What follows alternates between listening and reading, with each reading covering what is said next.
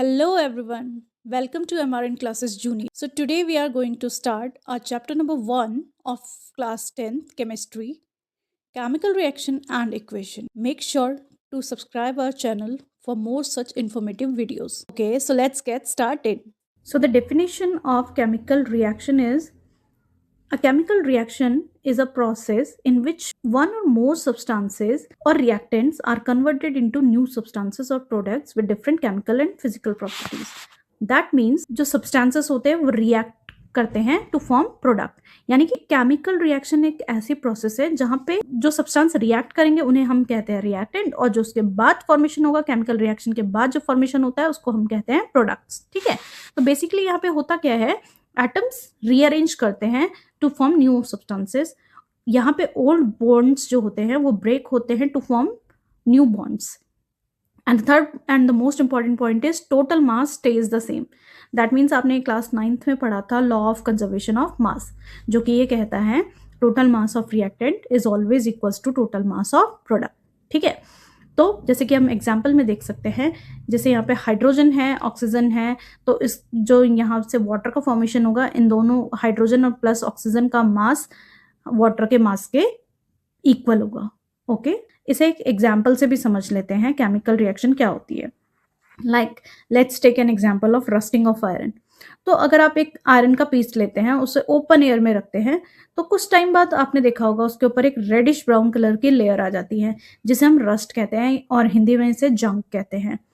तो इसकी वजह से जो आयरन का कलर है, टेक्सचर है, प्रॉपर्टीज हैं, ये सब चेंज हो जाती हैं. दैट मीन्स एक नया सब्सटेंस फॉर्म हो गया जिसे हम रस्ट कहते हैं, जो कि आयरन की प्रॉपर्टी से बिल्कुल अलग है. आयरन कितना स्ट्रांग होता है और रस्ट के बाद आयरन जो है बिल्कुल वीक हो जाता है, यानी कि किसी काम का नहीं रहता. So now let's move on to the next slide. Evidence of a chemical reaction. That means हमें कैसे पता चलेगा कि कोई रिएक्शन हो भी रही है या नहीं हो रही है. मीन्स कुछ तो दिखना चाहिए ना.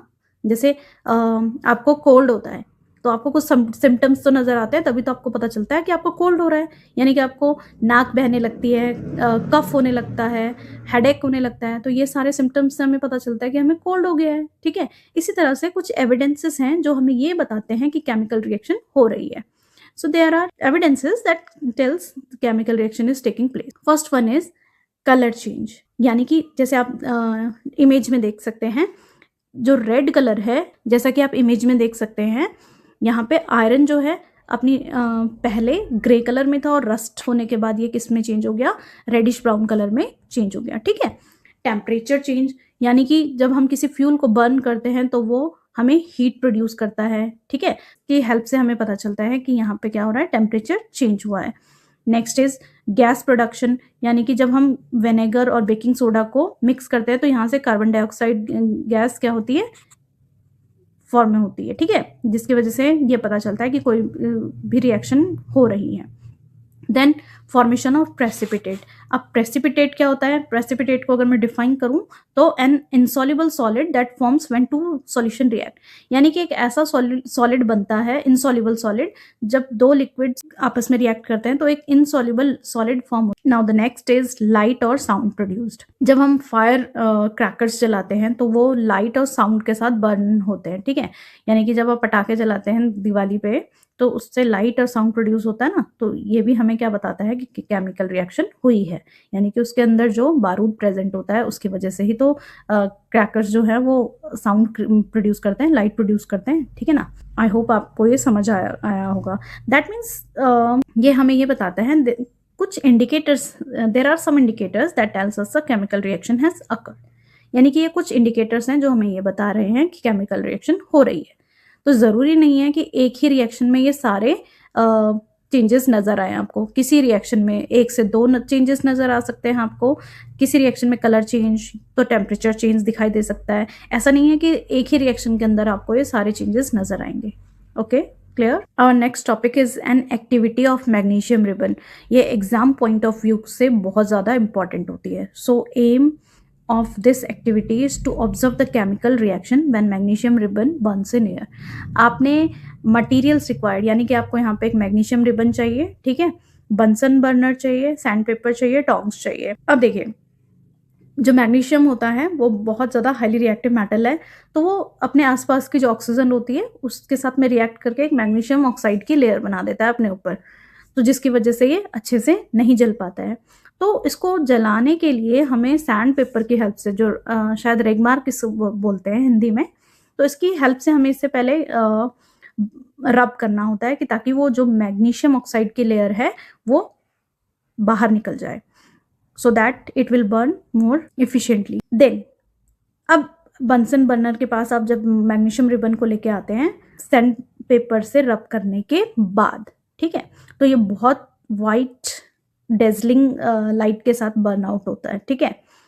So the product formed is, that means Mg plus O2 gives MgO, Mg plus O2 gives MgO, यानी कि यहाँ पे जो मैग्नीशियम है वो ऑक्सीजन की प्रेजेंस में जल के क्या बनाता है, आपका मैग्नीशियम ऑक्साइड बनाता है, जो कि एक वाइट कलर की ऐश फॉर्मेशन होता है। तो यहाँ पे जो रिएक्शन हुई है वो एक कॉम्बिनेशन रिएक्शन हुई है, दैट मीन्स आप देख सकते हैं कॉम्बिनेशन रिएक्शन किस तरह से हुई है, Mg plus O2 कंबाइन होकर क्या फॉर्म करा है, MgO, that means magnesium oxide. और ये एक एक्सोथर्मिक रिएक्शन भी होती है।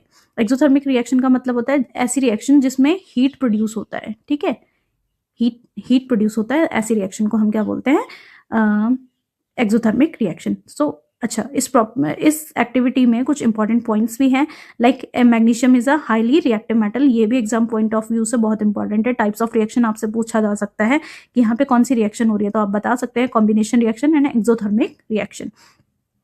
जो आपकी ये वाली रिएक्शन है इसे भी आपको शो करके दिखाना पड़ता है, that Mg plus O2 gives MgO and reaction shows formation of a new substance. इस रिएक्शन से हमें ये पता चला है कि न्यू सब्सटेंस फॉर्म हुआ है जो कि व्हाइट कलर का ऐश है, ठीक है। Energy is release in the form of heat and light, यहाँ पे जो एनर्जी निकली है वो हीट और लाइट की फॉर्म में निकलती है, okay. So now next topic is chemical equation. What is chemical equation? A chemical equation is the symbolic representation of a chemical reaction using chemical formulas and symbols. देखिए, हर बार ना पूरा sentence लिखना practical नहीं होता, इसलिए साइंटिस्ट जो है वो सिंबल्स एंड फॉर्मूलेज का यूज करके आपकी इक्वेशन को शॉर्ट बना देते हैं, ठीक है। दैट मीन्स केमिकल रिएक्शन को हम शॉर्ट फॉर्म में लिख सकते हैं, क्योंकि chemical reaction magnesium reacts with oxygen to form magnesium oxide is very large sentence to learn and to remind, okay. So इसलिए केमिकल इक्वेशन का यूज इसलिए किया जाता है कि ताकि इक्वेशन को बहुत ज़्यादा शॉर्ट और इजीली टू रिमेंबर हो सके, इसलिए हम केमिकल इक्वेशन का यूज कर सकते हैं। So it allows the substance that take part in a reaction, इसको इनको सिंबल्स के फॉर्म में लिखते हैं, the new substance that are form, the change in a short scientific form. That means a chemical equation replaces a word statement with symbol and formulas. सबसे important बात इसमें यह है कि जो equation है वो replace करती है कि statement को symbols और formulas के साथ में। जैसे आप देख सकते हैं a plus b एक general form है इसकी, a plus b gives c plus d. Okay, so left side reacting substances, right side substances formed. Arrow यहाँ पे ये दिखाता है कि ये क्या produce कर रहा है, ठीक है। and it is used for all the reactions, all the chemical reaction. चलिए इसे एक एग्जाम्पल के साथ समझते हैं। Let's move on to the next slide. हाँ जी, तो देखते हैं example of chemical equation. First example is formation of water. तो देखिए वाटर का फॉर्मेशन कैसे होता है, आप वर्ड फॉर्म देखिए इसकी, hydrogen plus oxygen gives water, ठीक है। और इसकी सिंबॉलिक फॉर्म देखिए, H2 plus O2 gives H2O, यानी कि कितना शॉर्ट है और कितना इजी टू रिमेंबर है, okay. This shows that hydrogen reacts with oxygen to form water, यानी कि यही चीज़ को हमने बिल्कुल शॉर्ट में यहाँ पे लिख दिया है with the help of symbols, okay. चलिए इसे एग्जाम्पल 2 से भी समझ लेते हैं। Burning of carbon, word form देखिए, कार्बन जब ऑक्सीजन के साथ में रिएक्ट करता है तो कार्बन डाइऑक्साइड फॉर्म करता है, ठीक है, ये वर्ड फॉर्म है इसका। और इसी का सिंबॉलिक फॉर्म देख लेते हैं, C plus O2 give CO2।